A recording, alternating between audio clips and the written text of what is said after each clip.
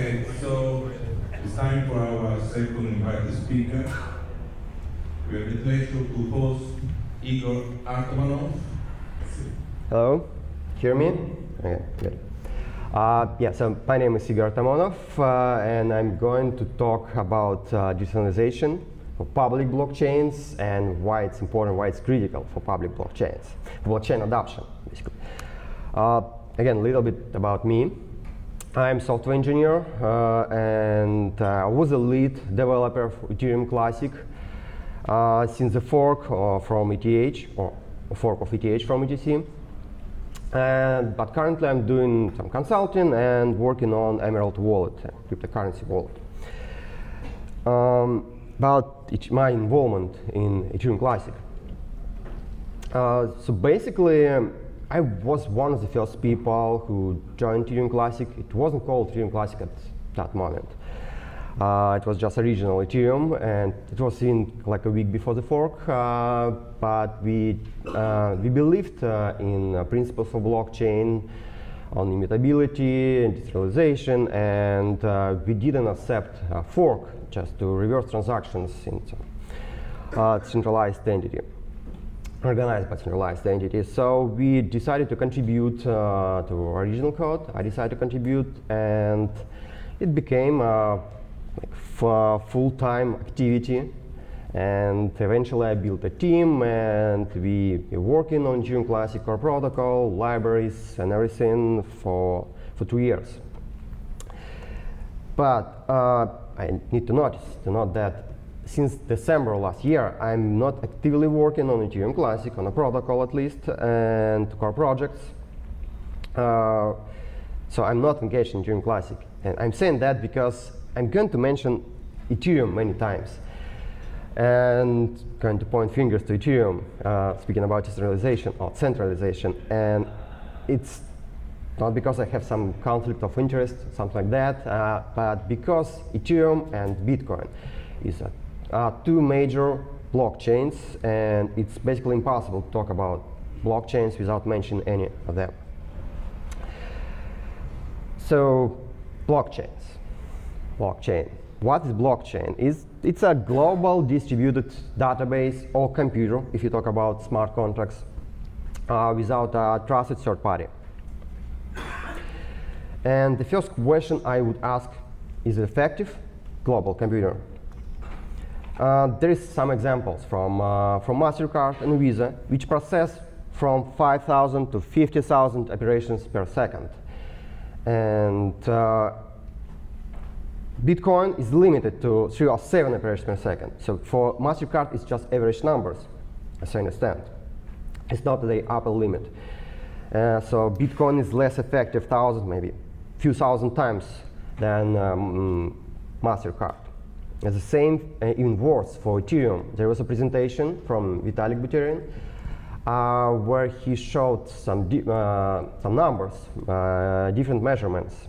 It showed that Ethereum basically more expensive by any of this measurement than Amazon AWS by 1 million times. So next question, why are we paying this price? And we are paying that to avoid a central point. We are paying for decentralization of computations, of payments, of agreements, and so on. And now let's talk about decentralization. So why we're paying that. And first of all, I'm going to talk about infrastructure, not about physical level, not about protocol, because that's a protocol of blockchains as a peer-to-peer network. It seems to be decentralized. Maybe it has some issues, but they are minor issues. A bigger problem is decentralization or centralization of infrastructure behind all major blockchains. And basic infrastructure is as a governance. It has a way to control, to affect execution on blockchain, and it's a power. And many parts of current blockchains, of governance of many blockchains, is currently centralized or tend to centralization. Let's do a first check of blockchains. There is, for top blockchains and lets them arrange in some order from less decentralized to more decentralized. There is no metric, it's just some order. I don't know, most people would probably agree that we'll put them in this order. We don't have absolute numbers, it's just some order from Ripple, which is probably most centralized blockchain, to Bitcoin, which is probably most decentralized blockchain, and EOS and Ethereum somewhere in between there. I would define following factors about decentralization. I mean, regarding governance, there are many other factors. It's just something I think is most important, and I will explain. I'll show examples why it's most important ways to affect decentralization. So there is some internal things like pre-mine, foundation, official team, or leader, or development tax, or official code. Also external factors like whales, mining pools, and nodes concentration itself. So pre-mine. Maybe is a good thing actually. Unless you got enough money to get enough power to affect network, and usually it leads to foundation, and that's a big problem because everyone expects that foundation will make decisions. It will sponsor development, research, and so on. So everyone just rely on foundation, and nobody makes decision on their own. It constrains power and decides for everyone what is right path, what is not right path, and it decides which fork, in case of community split, is the right fork. So it, for example, happened in split of ETC ATH. So Ethereum Foundation basically said that the fork they are making is the right one, and everyone should follow that. And all projects they sponsored was following ETH part.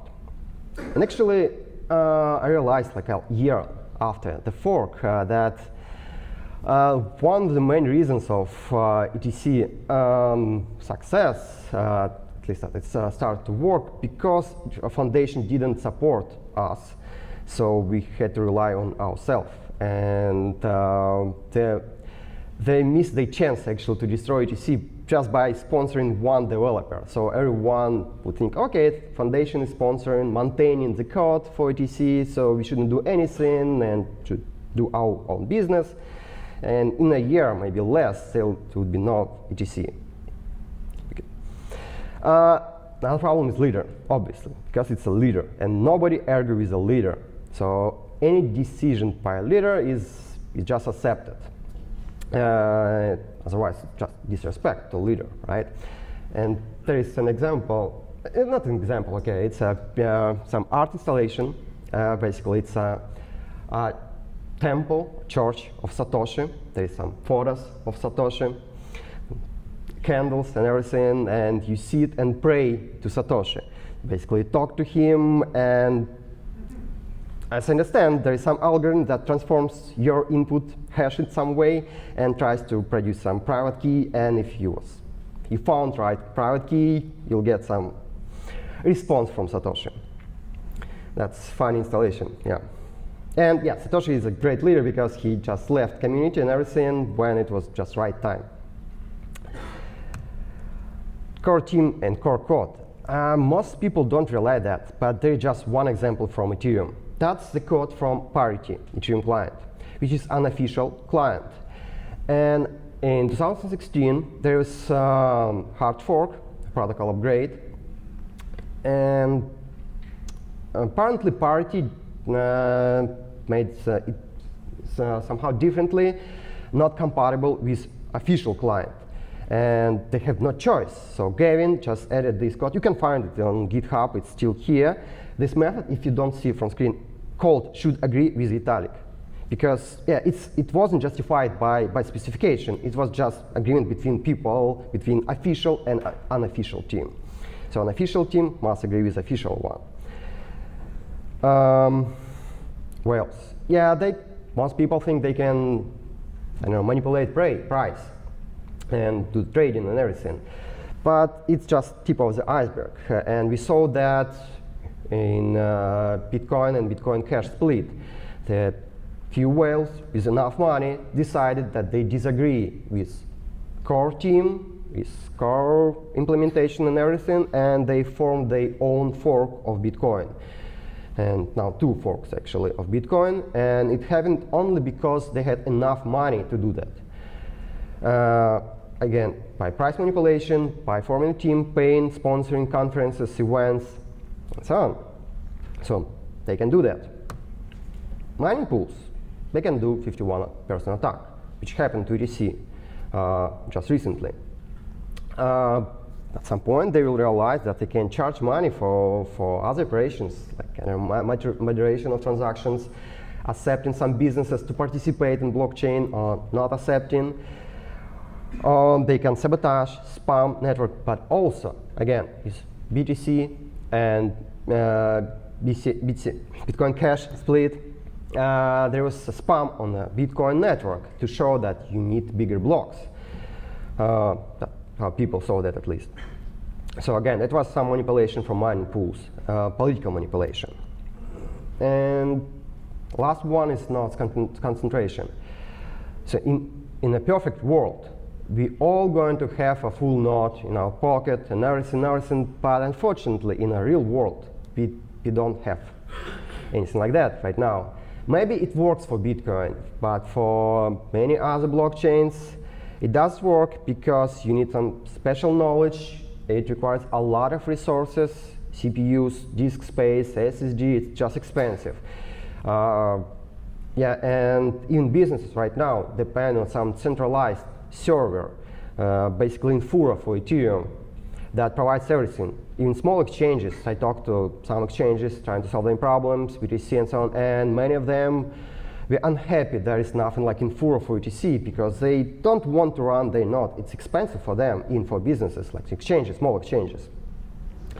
So central provider, again, can decide which fork is right, which is not right, which happened to ETC also in this example.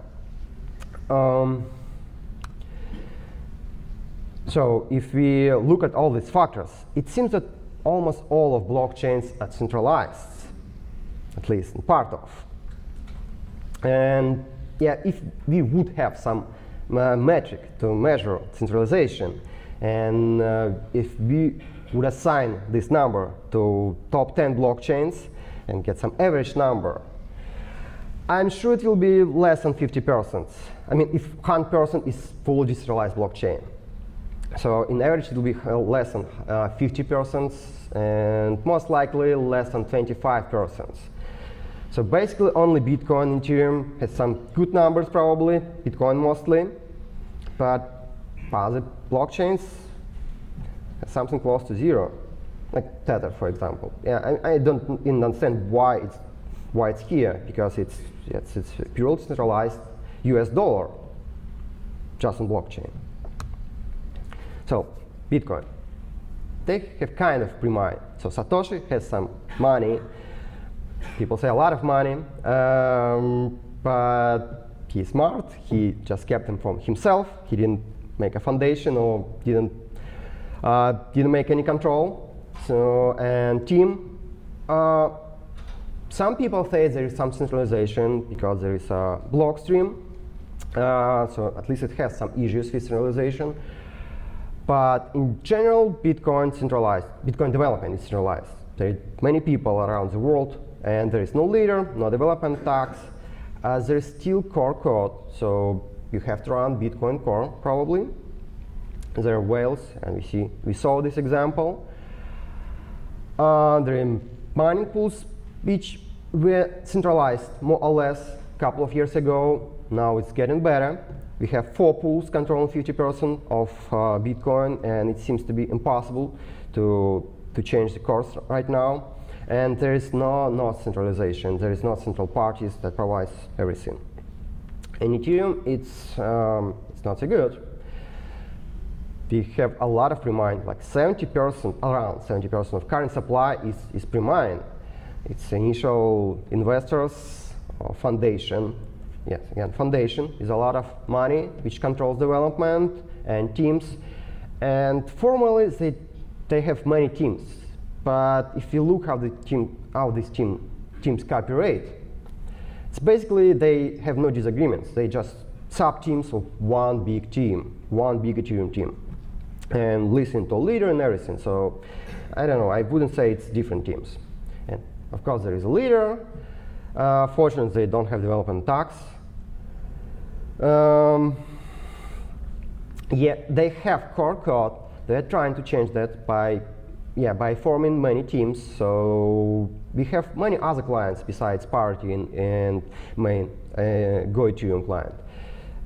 But top 2 clients, they control like 99% of nodes right now. Maybe it's going to be changed in some time. They have whales, and actually people say that was the actual reason of ETC, of the DAO fork, that some whales invested in Ethereum, in the DAO, they just called Ethereum Foundation, said we spent too much money on you and the DAO, so please return our money. And it happened. I don't know. They have problems with centralization of pools. Also, it was worse again a year ago, something like that. Now it's just 3 pools control more than 50% of hash rate. And there is a huge node centralization. Basically, nobody running their own node. I don't know, it's a big problem, I think. But maybe centralization is actually good. So let's take a look at this picture. It's a recent events. So Ethereum is supposed to have a hard fork upgrade around January 17 this year. And you see that's a chart of network adoption. So basically, to be ready for hard fork, you need at least 50% of nodes upgraded. And this is a chart of nodes, active nodes. And you see that by January 15, we got almost 50% of upgrades. But what happened? On January 15, people found a bug, an issue. It's coming hard fork. And everyone decided that they need to postpone the hard fork. So network just downgraded the previous version, not ready to avoid this failure. So that was coordination. But let's take a look at the first spike in this chart on January 1st. It looked kind of strange for me. And if you look at different distribution of different clients, official and unofficial clients, which split not half and half, but about this number of nodes. So we see that the spike happened only to official client, but nothing like that happened to unofficial client. So green line is official get client, and blue line is Parity, unofficial client. So Parity had natural growth from beginning of December till this events of January 15. So there seems to be nothing affected that. But something happened to official nodes on January 1st. And in one day, like 1,000 nodes were upgraded. I have no idea what happened, and how someone told people to upgrade their nodes, but it happened just one day. Maybe it was like this. That's famous phrase from the DAO fork, when the Ethereum Foundation found a bug in the DAO smart contract. So Vitalik just came to a chat and said to exchanges, can you stop trading? So maybe the same happened to nodes in January 1st this year. I don't know. Anyway, we see that there is some kind of centralization that affects the network. So my next question, maybe centralization is actually good. So you can upgrade nodes in just one day, or stop trading, or do whatever you want. It's really effective, and most of current blockchains are centralized, and they're fine with that, absolutely, and they basically using that as their advantage. They're saying that in all these marketing documents, we are centralized blockchain, so we are more effective, which is true. So what's the problem? Of course, central point is a point of failure. That's what we all understand. What kind of failure? Yeah. First of all, central point can be used to get some advantage, but we're talking about money, about cryptocurrencies, and it's power by itself. So control of the power of money, it's additional power, and control of public blockchain, it's a huge power that governments, big corporations, or criminals want to control. And the special weak point in that central point is humans. You can do many things to humans. Like, yeah, you can torture them, or pay money to them, and they will do whatever you want. Again, as people would say, that's open source. What are you talking about? You can't change blockchain or whatever by making agreements or forcing people to do something. Unfortunately, it's not how it works in the world, because otherwise we wouldn't have bugs or security issues, whatever. And some backdoors. Backdoors is just one example. Backdoors can be planted into a code, in open source code, and nobody will notice that. There are many examples. One of the most famous example is an NSA program called BULLRUN. It was revealed by Edward Snowden. So basically, NSA is spending hundreds of millions of dollars trying to insert vulnerabilities into some commercial encryption systems. And one of example is a pseudo-random generator called DualEC, which is not really pseudo-random. So if you listen to its output, you can predict future pseudo-random numbers. And for example, it was planted into Juniper networks. Juniper is one of the major producer of networking hardware, firewalls, whatever for networks, to secure your network. But in fact, they added this pseudo-random generator at some point without much explanation, without much reasons. And also, about the same time, they made few mistakes, few bugs in the code independently, and by mistake left some username and password that allowed a third party to log in into this device, into a firewall, and decrypt all traffic coming through this device. And it was working basically for a few years. And nobody knows. Like, there is no explanation how that happened exactly. I mean, from Juniper. There is another example from different area. That's a research paper. So there is a backdoor encryption algorithm version 1. It's a research paper. Basically shows that you can make an encryption algorithm, publish as a paper and everything, and it will pass all checks, verifications, requirements, and everything. But in fact, it will have a backdoor. So this paper was published without revealing the door, and only sometime later, the authors showed how exactly they were able to decrypt messages just on their laptop. So there are many ways to put backdoors, whatever. The question, is blockchain affected? I don't know. Many people already don't trust Zcash because of trusted setup. People think that there is some master key to decrypt everything, to see everything on Zcash. It's hard to prove opposite.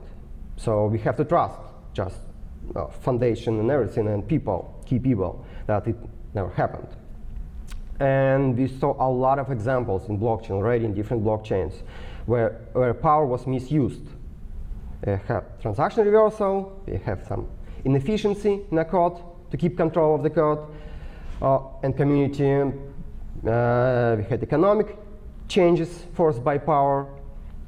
And the problem that it actually showed that it's possible. Next question, is it used by some governments, for example, because they saw that it's possible. So you can force probably people to do something for you. And how you can force them? a lot of projects, blockchain projects, violated laws, rules. There are a lot of gamblings on blockchain and so on. So basically, government may prosecute founders, which we didn't see yet, or force them to cooperate instead. And yeah, we wouldn't know if that happened already. And we don't even know which country will do that. There are many actual countries that would want such control. I'm just saying. So I have the following categorization of decentralization for public blockchains. F15 categorization. So F15 is these guys. So that my friend idea, he's a pilot.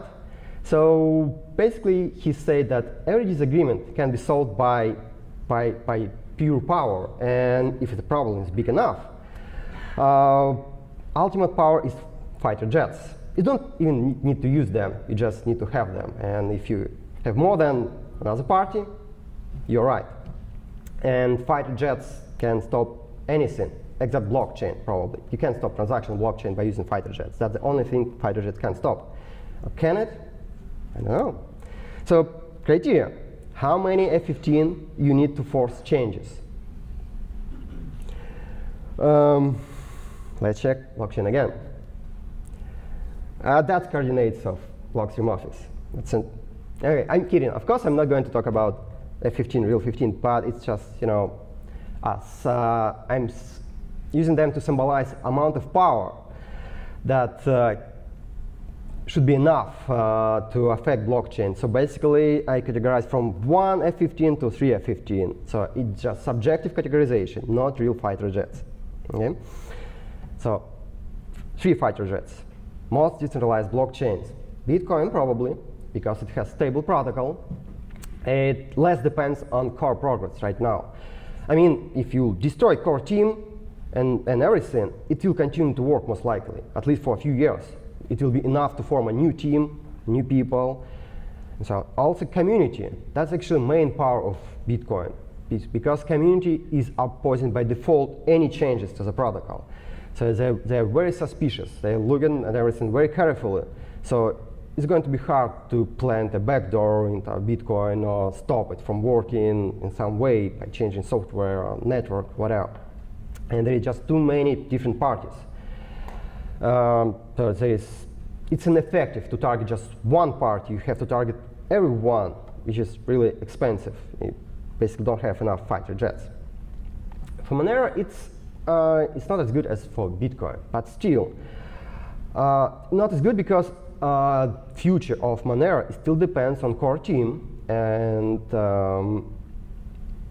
the project is not as stable as Bitcoin. It needs a lot of changes. It has a lot of problems right now to be fixed. But the good part that they like anonymous people and distributed around the world. We don't know their names, and we don't even know the source of financing for Monero.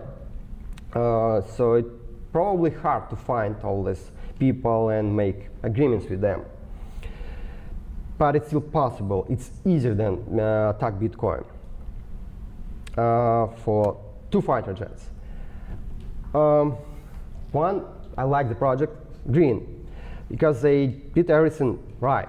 Like anonymous, no foundation, no central party, no pre-mine, nothing like that. But it's just new. They just new, and we should wait for a couple of years before make decisions if it's really decentralized or centralized. So let's wait. Another example is actually projects like Dogecoin. There is literally no one working on the project. So yeah, you can't target anyone because there is no one. That's cool. And most of other projects actually fit this category because it's easy to target all these projects like Ethereum because they're known leaders, known financing sources, and foundation itself. They need to put to change a lot to make it stable, to make it working, and it's there's just too many vulnerabilities right now. Too many central points to affect, and you can attack like any of them basically. For Ethereum Classic, we have same problem right now, maybe even bigger problem right now because it's smaller community, and the control of this community and finances, media, and everything now controlled by one single party, which is financial company. So yeah, you can probably target this company. Zcash. The bigger problem actually with Zcash, I think that nobody understands how zero knowledge proofs works. I mean, just, I don't know, 100 people in the world. And yeah, most of community don't understand how it works and can't verify anything. And again, they have foundation, tax, core team, leader, and everything. So they can make something unnoticeable. And we had this example, I think, like a week or two ago. There was a paper, not a paper, I think. Anyway, there is some problem with original mathematics of the implementation, at least, that actually allowed someone to, I don't remember exactly what to do, but I think to make new coins, to produce new coins without being noticeable. And that problem existed in the code for 2 years, and nobody noticed that. And another category is just 0F15. So it's many blockchain projects, you don't need anything. You just call CO and make agreement. So business is business. Just pay for that. Okay, many people hearing that would say that's some crazy stuff, F15, power, whatever. We're just using blockchain for some business, and everything is legal, so why should we care? So I want to remind that internet was launched and designed to survive nuclear war, literally. It was launched by DARPA, Defense Advanced Research Project Agency. TCP/IP protocol of the internet is also known as DoD 4-layer model. DoD is Department of Defense. Also, there's actually a famous picture used in many blockchain presentations and blogs, whatever, about centralized and decentralized networks.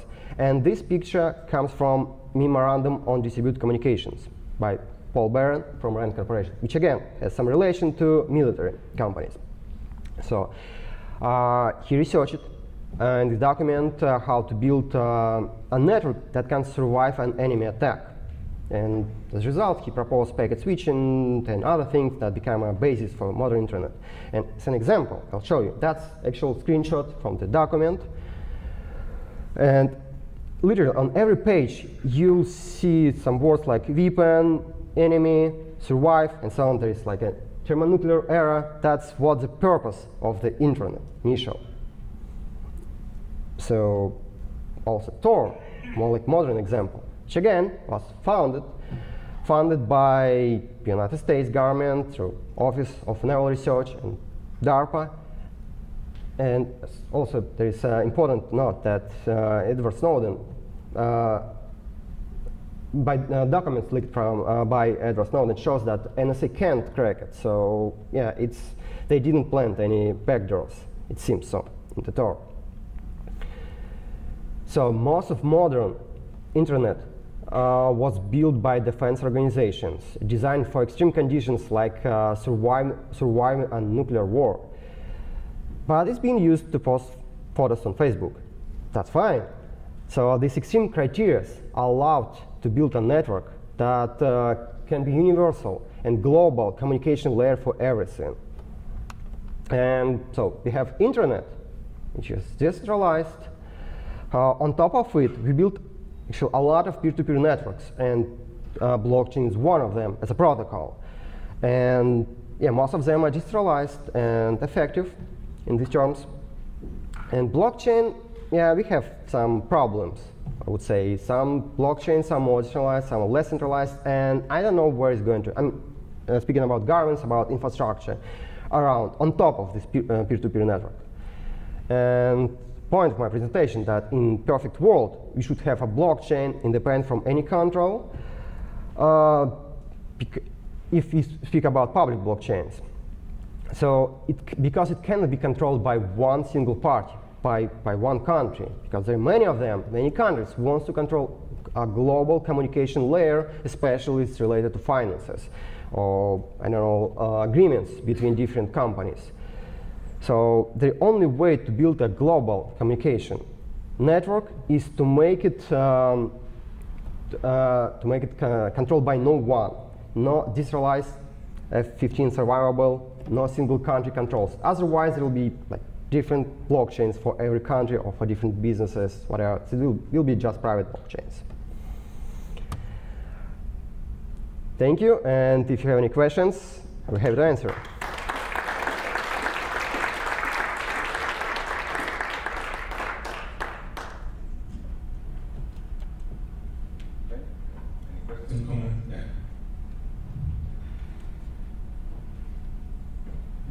I'm one of the founders of Zcash, and your many criticisms of Zcash were broadly accurate, and we've been working on some mitigations to it, which I'd be happy to talk with you about offline.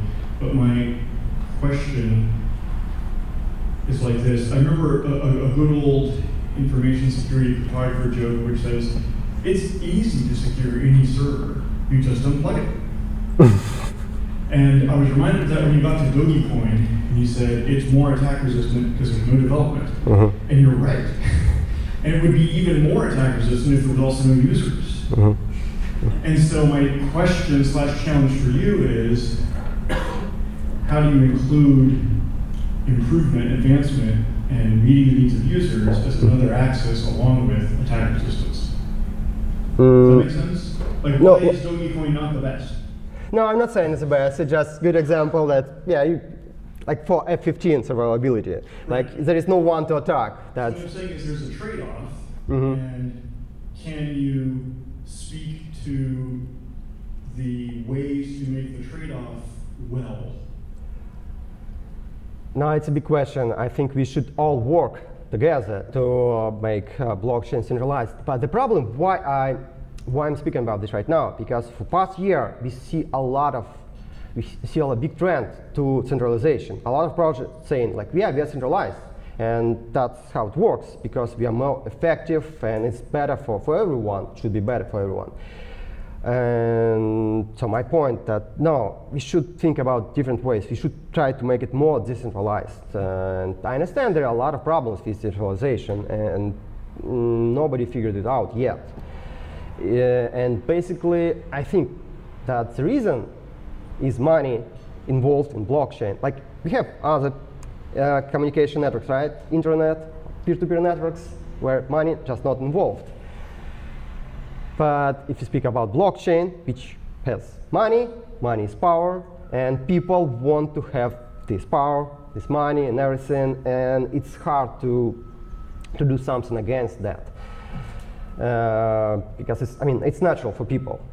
People want centralization at this level, like relate to money. So I don't know. We should make something together to avoid that. Thanks. So yeah, at least say publicly that centralization is not good. Say publicly that centralization is not good? Yeah. Agreed. Yeah.